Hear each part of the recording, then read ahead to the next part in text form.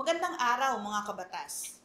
Dito sa ating channel, ginagawa nating simple, malinaw at makabuluhan ang mga legal na usapin para sa bawat Pilipino.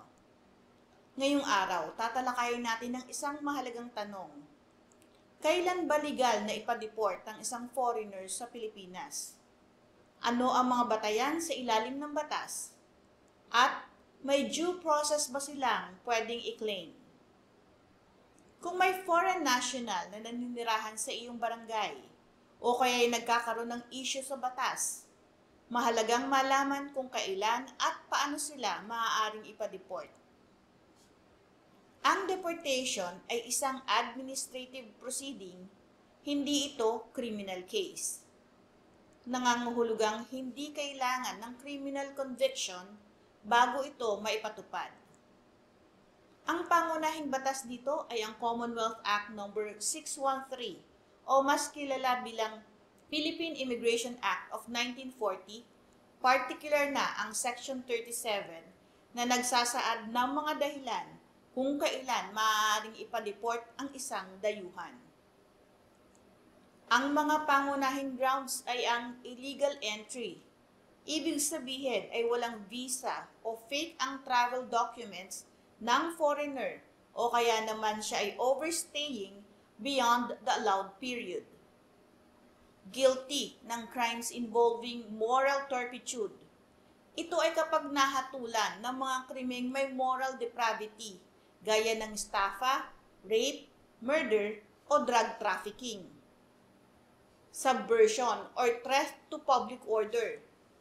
Kung miyembro ng grupo na may layuning pabagsakin ang gobyerno. Isang undesirable alien kapag napatunayang may asal o kilos na labag sa public interest, morals, or national security ng Pilipinas. May violation ng kanyang visa conditions.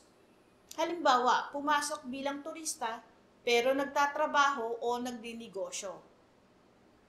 Sa kaso ni Nagel versus Board of Commissioners ng Bureau of Immigration, si Nagel, isang Dutch national, ay pinakasalan ng isang Pilipina. May negosyo siya, may pamilya, tila normal ang lahat. Pero sa likod nito, may mabigat na sikreto. Habang kasal na siya sa kanyang Filipino wife, nalaman ng mga otoridad na si Nagel ay 3 beses na ikinasal sa Asia. Una, noong taong 2000 kay Michelle, pangalawa, noong 2005 sa isang taga-Taiwan, at pangatlo, sa Filipina complainant wife na si Duenas taong 2008. Hindi siya nagpaanal, hindi rin siya nagpa-divorce. Sa madaling salita, bigamos ang kanyang kasal sa Pilipinas. Ang bigamy ay isang krimen sa ilalim ng Article 349 ng Revised Penal Code. Pero sa kaso ni Nagel, walang isinampang kaso sa korte. Ang ginawa ng Bureau of Immigration, idiniklara siyang undesirable alien. At sa immigration law, sapat na ang pagiging undesirable kahit walang conviction para ma-deport ang isang dayuhan.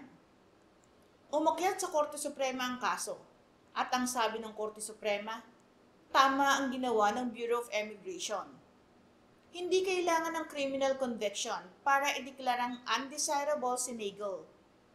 Hindi kailangan ng warrant of arrest dahil administrative process lang ito, hindi criminal case.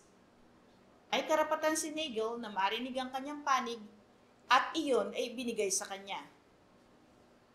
Sa madaling sabi, legal ang deportation process. Paano ang due process and deportation process ng isang dayuhan o foreigner? Opo, kahit dayuhan, may karapatan sila sa due process. Ang karaniwang proseso ay ang filing ng deportation complaint. Maaari itong gawin ng private citizen o government agency. Ang issuance ng mission order. Mayroong preliminary investigation na gaganapin sa Bureau of Immigration. May karapatan ang respondent na mag-submit ng counter affidavit at kanyang ebidensya. May issuance ng deportation order. Ibig sabihin kapag may sapat na basehan, ilalabas ang final order at ang execution. Dito maaaring dalhin sa Immigration Holding Facility ang foreigner habang hinihintay ang actual deportation.